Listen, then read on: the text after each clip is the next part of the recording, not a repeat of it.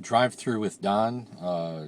One of the reasons I'm leaving early in the morning, a lot of good meetings today, but the question I'm trying to answer is what do you do to prevent having blow-ups and major knockdown, drag-out fights with people? And what I find when we teach our conflict resolution is one of the steps in there is to ask, is there anything else you want to share with me that I might have done to create a problem with you in our relationship? And almost invariably there's a series of other things. So as you peel back the onion, what you find out is there wasn't the event occurred, but there's a lot of stuff behind it.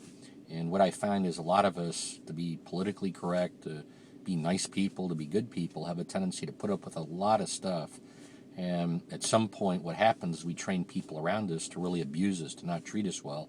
And in the course of doing that, part of what needs to occur is we need to earlier set boundaries and set limits. Way before we typically do it, we need to stop and say to the other person, hey, let me talk with you about something that might become an issue for us down the road. So, and when you have that discussion, is you're able to lay a boundary, but you do it much earlier when you've got the patience, you've got the energy to handle it well, you've got the desire to handle it well. Too many of us will absolutely blow up later, or what happens is we quietly check out. Problem is, in a lot of cases, we're working with leaders, and the leaders, because ultimately there is some power, there's some authority to what they have to say, will have a tendency to blow and get very intractable. I personally have a tendency to get very autocratic and say, no, this is the way we will do it, and I quit listening.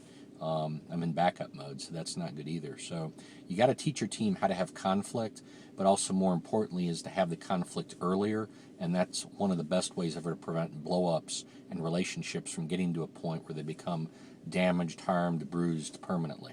Thank you.